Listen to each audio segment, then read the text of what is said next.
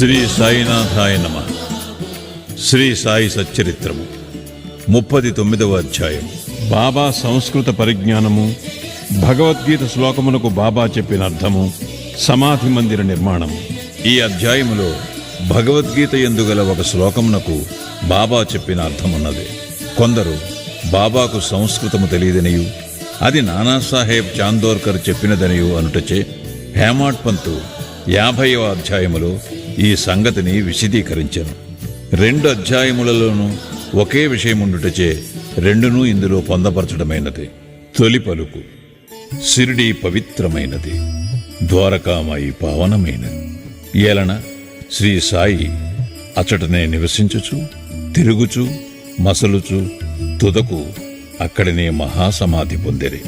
షిరిడీ గ్రామ ప్రజలు ధన్యులు. వారి సర్వకార్యములను బాబా నెరవేర్చుచుండెను. బాబా వారి కొరకే చాలా దూరం నుండి అతడుకు వచ్చాను. మొదట షిరిడీ చాలా చిన్న గ్రామం. సాయిబాబా అచ్చట నివసించుటచే దానికి గొప్ప ప్రాముఖ్యము వచ్చాను. తుదకది పవిత్రమైన యాత్రాస్థలమాయెను. అచట నుండు స్త్రీలు కూడా ధన్యులు. బాబాయందు వారి భక్తి నిస్సంశయముగా పరిపూర్ణమైనది. బాబా మహిమను వారు స్నానము చేయునప్పుడు, విసురునప్పుడు, రుబ్బునప్పుడు, ధాన్యము దంచునప్పుడు, తదితర గృహకృత్యములు చేయునప్పుడు పాడుచుండెడివారు. వారి భక్తి ప్రేమలు పావనములు. వారు చక్కని పాటలు పాడుచుండెడివారు. అవి పాడిన వారికి, విన్నవారికి మనశ్శాంతి కలుగు చేయుచుండెను. బాబా చెప్పిన అర్థము: బాబాకు సంస్కృతము వచ్చునని నమ్మువారుండరు. ఒకనాడు భగవద్గీతలోని ఒక శ్లోకమునకు బాబా చక్కని అర్థమును నానాసాహెబ్ చాందోర్కర్కు బోధించి ఆశ్చర్యము కలుగజేశాను. ఈ విషయమును గూర్చి బివి దేవి గారు శ్రీ సాయిలీల సంపుటి 4 పుట 563 నందు రాసినారు. వారు స్వయముగా నానాసాహెబ్ చాందోర్కర్ వద్ద నుంచి కొన్ని సంగతులు తెలుసుకొనుటచే ఆ వృత్తాంతము ఈ దిగువనివ్వబడెను. నానాసాహెబ్ చాందోర్కర్ వేదాంతమును బాగా చదివినవారు. ఆయన భగవద్గీతను వివిధ వ్యాఖ్యానాలతో చదివి ఉన్నందున తన పాండిత్యమునకు గర్వించుచుండెను. బాబాకి విషయముగాని సంస్కృతముగాని తెలియదని ఆయన అభిప్రాయము. అందుచే ఒకనాడు బాబా అతని గర్వమణచెను. ఆ తొలి రోజులలో భక్తులు గుంపులు గుంపులుగా రానప్పుడు బాబా భక్తుల సంశయములు తీర్చుటకు ఒంటరిగా వారితో మసీదులో మాట్లాడుచుండెరి. బాబా దగ్గర నానా కూర్చొని వారి కాళ్ళొత్తుచు నోటిలో ఏదో గొనుగుకొనుచుండెను. నానా, ఏమి గొనుగుచున్నావు? సంస్కృత శ్లోకమును వల్లించుచున్నాను. ఏ శ్లోకము? భగవద్గీతలోనిది. గట్టిగా చదువుము.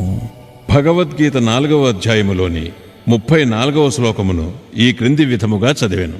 తద్విద్ధి ప్రణిపాతేన పరిప్రశ్నేన సేవయ ఉపదేక్ష్యంతి తే జ్ఞానం జ్ఞానినస్తత్వదర్శినః.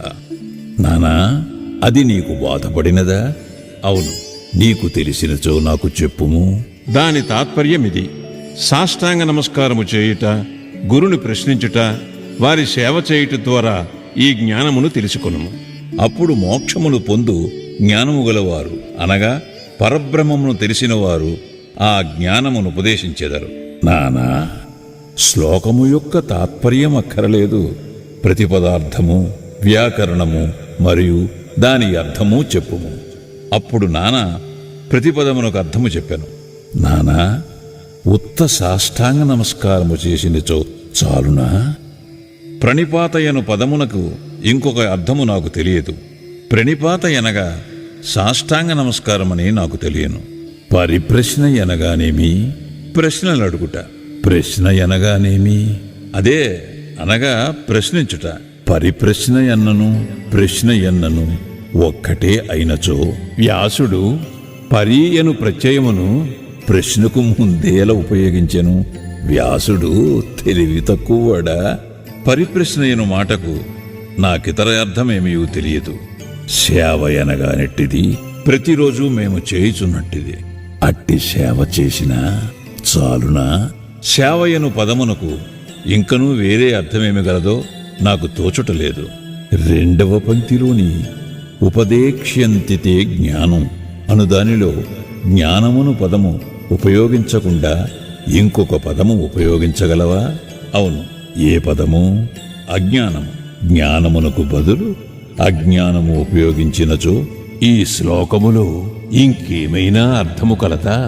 లేదు. శంకర భాష్యం ఆ విధముగా చెప్పుటలేదు. వారు చెప్పనిచో పోనిమ్ము. అజ్ఞానమును పదము ఉపయోగించిన ఎడల తగిన అర్థము వచ్చినప్పుడు దానిని ఉపయోగించుటకు ఏమైనా ఆక్షేపణ కలదా? అజ్ఞానమును పదమును చేర్చి దాని అర్థమును విశదపరచుట నాకు తెలియదు. కృష్ణుడు అర్జునుని జ్ఞానులకు తత్వదర్శులకు నమస్కారము, ప్రశ్నించుట, సేవ చేయుమని చెప్పనేలా? స్వయముగా కృష్ణుడు తత్వదర్శి కాడా? వారు నిజముగా జ్ఞానమూర్తియే గదా? అవును, అతడు తత్వదర్శియే. కాని అర్జునుని ఇతర జ్ఞానుల నేల సేవించుమనెను నాకు తోచుటలేదు. నీకది బోధపడలేదా? నానా సిగ్గుపడెను. అతని గర్వమణిగెను. అప్పుడు బాబా ఇట్లు వ్యాఖ్యానించెను. జ్ఞానుల ముందు ఉత్త సాష్టాంగ నమస్కారము చేసినచో సరిపోదు. మనము సద్గురువునకు సర్వస్వ శరణాగతి చేయవలను. ఊరక ప్రశ్నించుట చాలదు. దుర్బుద్ధితో గాని, దొంగ ఎత్తుతో గాని, వారిని బుట్టలో వేయుటకు గాని, వారి తప్పులను పట్టుటకు గాని, పనికి మాలిన ఆసక్తితో గాని అడగకూడదు. నిజముగా తెలుసుకొని దానిచే మోక్షము పొందుటకు గాని, ఆధ్యాత్మికాభివృద్ధికి కాని అడుగవలెను. సేవ ఎనగా ఇష్టమున్నచో చేయవచ్చును, లేనిచో మానవచ్చుననే అభిప్రాయముతో చేయునది సేవ కాదు. శరీరము తనది కాదనియు, దానికి తాను యజమాని కాదనియు, శరీరము గురువుగారిదనియు, వారి సేవ కొరకే శరీరమున్నదనియు భావింపవలను. ఇట్లు చేసినచో సద్గురువు శ్లోకములో చెప్పబడిన జ్ఞానమును బోధించును. గురువు అజ్ఞానమును బోధించుననగా నాకు అర్థము కాలేదు. జ్ఞానము ఉపదేశమిట్లగును అనగా సాక్షాత్కారము బోధించుట ఎట్లు? అజ్ఞానమును నశింపచేయుటయే జ్ఞానము. జ్ఞానేశ్వర మహారాజు ఇట్లు చెప్పియున్నారు. అజ్ఞానమును తొలగించుట ఇట్లు: ఓ అర్జున, స్వప్నము, నిద్ర తొలగిపోయినచో మిగులునది నీవుగా గ్రహింపుము. జ్ఞానమనగా అజ్ఞానమును నశింపచేయుటయే, చీకటిని తరుముటయే వెలుతురు. ద్వైతమును నశింపచేయుటయే అద్వైతము. ద్వైతమును నశింపజేసేదమనగా అద్వైతమును గూర్చి చెప్పుట. చీకటిని నశింపజేసేదమనిచో వెలుతురు గూర్చి చెప్పుట. అద్వైతమును పొందవలనన్న ద్వైతమును భావమును మనలో నుంచి తీసివేయవలను. అదే అద్వైతమును పొందు జ్ఞానము. ద్వైతములోనే ఉండి అద్వైతమును గూర్చి మాట్లాడగలవారెవరు? ఎవరైనా అట్లు చేసినచో ఆ స్థితిలోనికి వారు రానిదే వారికి అది ఎట్లు తెలియను, దానినెట్లు పొందెదరు? శిష్యుడు గురువు వలె జ్ఞానమూర్తియే. వీరిద్దరికీ భేదమేమనగా గ్రహించు తీరు, గొప్ప సాక్షాత్కారము, ఆశ్చర్యకరమైన మానవాతీత సత్వము, మహాశక్తిమత్వము మరియు ఐశ్వర్యయోగము. సద్గురువు నిర్గుణుడు, సచ్చితానందుడు. వారు మానవాకారమును అవతరించుట, జగత్తును మానవాళిని ఉద్ధరించుటకు మాత్రమే. దానివలన వారి అసలైన నిర్గుణ స్వభావము కొంచెము కూడా వికారము చెందదు. వారి సత్యస్వరూపము, దైవిక శక్తి, జ్ఞానము తొలగకుండా ఉండును. శిష్యుడు కూడా అట్టి స్వరూపము కలవాడే. కాని అతని అనేక జన్మల అజ్ఞానము తానే శుద్ధ చైతన్యమును సంగతిని కప్పివేయును. అతడు నేను సామాన్య నికృష్ట జీవుడను అనుకొనును. గురువు ఈ అజ్ఞానమును మూలముతో తీసివేయవలను. తగిన ఉపదేశమునివ్వవలను. లెక్కలేనన్ని జన్మల నుంచి సంపాదించిన అజ్ఞానమును గురువు నిర్మూలించి ఉపదేశించవలను. ఎన్నో జన్మల నుంచి తాను నికృష్ట జీవుడనుకున్న శిష్యునికి గురువు నీవే దైవము, శక్తియుతుడవు, ఐశ్వర్యశాలివి అని బోధించును. అప్పుడు శిష్యుడు కొంచెము కొంచెముగా తానే దైవమని గ్రహించును. తాను శరీరమనియు, తానొక జీవిననియు లేదా అహంకారమనియు, దేవుడు, లోకము తనకంటే వేరనియు తలంచు నితాంత భ్రమ అనేక జన్మల నుంచి వచ్చుచున్న దోషము. దానిపై ఆధారపడి చేసిన కర్మల నుండి వానికి సంతోషము, విచారము ఈ రెంటి యొక్క మిశ్రమము కలుగును. ఈ భ్రమను, ఈ దోషమును, ఈ మూల అజ్ఞానమును గూర్చి అతడు విచారమారంభించవలను. ఈ అజ్ఞానము ఎట్లు అంకురించినది, అది ఎక్కడనున్నది అనుదానిని చూపుటయే గురూపదేశమందురు. ఈ దిగువ వివరించినవి అజ్ఞాన లక్షణములు. 1 నేను జీవిని అనగా ప్రాణిని. 2 శరీరమే ఆత్మ అనగా నేను శరీరమును. 3 భగవంతుడు, ప్రపంచము, జీవుడు వేర్వేరు. 4 నేను దేవుడను కాను. 5 శరీరము ఆత్మ కాదని తెలుసుకొనకుండుట. 6 దేవుడు, జీవుడు, ప్రపంచము ఒకటే అని తెలియకుండుట. ఈ తప్పులన్నీ చూపించనదే శిష్యుడు దేవుడనగా, ప్రపంచమనగా, శరీరమనగానేమో తెలియజాలడు. వానిలో వానికి ఎట్టి సంబంధము కలదో, ఒకటి ఇంకొకటి కంటే వేరైనదా లేక రెండునూ ఒకటేనా అను సంగతి గ్రహింపజాలడు. ఈ సంగతులను బోధించుటకు వాని అజ్ఞానము నశింపచేయుటకు చెప్పునది జ్ఞానమా అజ్ఞానమా? జ్ఞానమూర్తి అయిన జీవునకు జ్ఞానోపదేశము చేయనేల. ఉపదేశమనున్నది వాని తప్పును వానికి చూపి వాని అజ్ఞానమును నశింపచేయుట కొరకే. బాబా ఇంకనూ ఇట్లా నేను ప్రణిపాతమనగా శరణాగతి చేయుట. శరణాగతి అనగా తనువు, మనస్సు, ధనము సమర్పించుట. శ్రీకృష్ణుడు అర్జునుని ఇతర జ్ఞానులను ఆశ్రయించుమననేలా సద్భక్తుడు సర్వము వాసుదేవమయముగా భావించును. భక్తుడు ఏ గురువునైనా శ్రీకృష్ణుడుగానే భావించును. గురువు శిష్యుని వాసుదేవుడుగాను, శ్రీకృష్ణుడు ఇద్దరినీ తన ప్రాణము, ఆత్మలుగాను భావించును. అటువంటి భక్తులు, గురువులు కలరని శ్రీకృష్ణుడు తెలిసియుండుటచే వారిని గూర్చి అర్జునునికి చెప్పాను. అట్టి వారి గొప్పతనము హెచ్చి అందరికీ తెలియజేయవలననియే కృష్ణుడట్లు పేర్కొనెను. సమాధి మందిర నిర్మాణము. బాబా తాను చేయ నిశ్చయించుకొనిన పనులు గూర్చి ఎప్పుడునూ మాట్లాడువారు కారు, ఏమీ సందడి చేయువారు కారు. సంగతి సందర్భములను, వాతావరణమును మిక్కిలి యుక్తిగా నేర్పరిచి తప్పనిసరి పరిస్థితులు కలిగించుచుండువారు. అందుకు సమాధి మందిర నిర్మాణము ఒక ఉదాహరణము. నాగపూర్ కోటీశ్వరుడు శ్రీమాన్ బాపూసాహెబ్ బూటి షిరిడీలో సకుటుంబముగా నుండివాడు.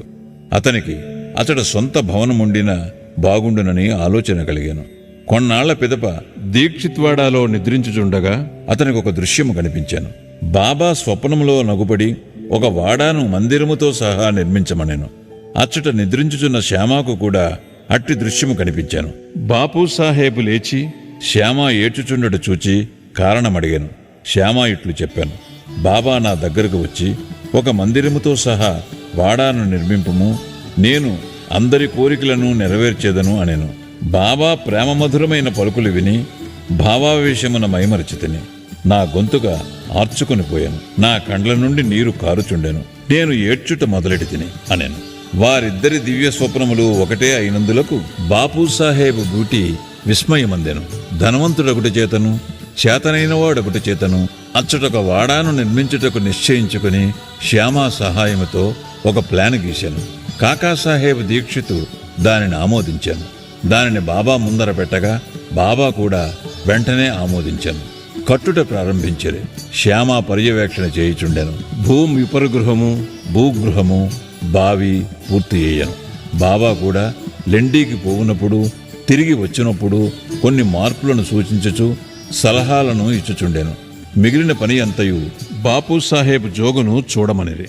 అది నిర్మించినప్పుడు బాపూసాహెబ్ బూటికి ఒక ఆలోచన కలిగాను. చుట్టూ గదులుండి దాని మధ్య ఒక విశాలమైన హాలులో మురళీధరుని అంటే శ్రీకృష్ణుని ప్రతిమను ప్రతిష్ఠింపచేయవలనని తట్టాను. బాబాకి ఈ సంగతి తెలియజేసి వారి అభిప్రాయమును కూడా కనుగొనవలనని శ్యామకు చెప్పాను. వాడా ప్రక్క నుంచి బాబా పోవుచుండగా వారిని శ్యామ ఈ విషయమును అడుగగా బాబా అందులకు సమ్మతించి, దేవాలయము పూర్తి కాగానే నేనే అచ్చట నివసించుటకు వచ్చేదను అని వాడా వైపు చూచుచూ, వాడా పూర్తయిన పిమ్మట మనమే దానిని ఉపయోగించుకొనవలెను. మనమందరము అచ్చట ఉందము. అందరూ కలిసిమెలిసి ఆడుకొందము. ఒకరినొకరు కౌగలించుకొని సంతోషముగా ఉండవచ్చును అనెను. దేవస్థానం మధ్య మందిరము కట్టుటకది తగిన శుభ సమయమా అని శ్యామ అడుగగా బాబా సమర్థించుటచే శ్యామ కొబ్బరికాయ తెచ్చి పగులుకొట్టి పనిని ప్రారంభించాను. కొద్ది కాలములో పని పూర్తి అయ్యాను. మురళీధర్ విగ్రహము తయారు చేయుటకు ఆజ్ఞాపించిరి. అది తయారు కాకమునిపే కొత్త సంగతి జరిగాను. బాబాకు తీవ్రమైన జ్వరము వచ్చాను. వారు కాయమును విడుచుటకు సిద్ధముగా నుండేది. బాపూ సాహెబ్ మిక్కిలి విచారగ్రస్తుడాయను, నిరాశపడాను. బాబా సమాధి చెందినచో తన వాడ బాబా పాదములచే పవిత్రము కాదనియు, తాను మదుపు పెట్టిన ₹1,00,000 వ్యర్థమగుననియు చింతించాను. కాని బాబా సమాధి చెందకముందు నన్ను రాతివాడాలో నుంచుడు అన్నట్టి పలుకులు బాపూ సాహేబుకే కాక అందరికీ ఊరట కలిగించాను. సకాలమున బాబా పవిత్ర శరీరమును మధ్య మందిరములో పెట్టి సమాధి చేసిరి. ఇట్లు మురళీధరుని కొరకు నిర్ణయించిన స్థలమునందు బాబాను సమాధి చేయుటచే బాబాయే మురళీధరుడనియు, బూటీవాడాయే సమాధి మందిరమనియు అర్థము గ్రహించవలను. వారి విచిత్ర జీవితము లోతును కనుగొన శక్యము కాదు. తాను కట్టించిన వాడాలో బాబా పవిత్ర శరీరము సమాధి ఎక్కుటచే బాపూ సాహేబు బూటీ మిగుల ధన్యుడు, అదృష్టశాలి. శ్రీ సాయినాథాయ నమః. 39వ అధ్యాయము సంపూర్ణము. సద్గురు శ్రీ సాయినాథార్పణమస్తు. శుభం భవతు.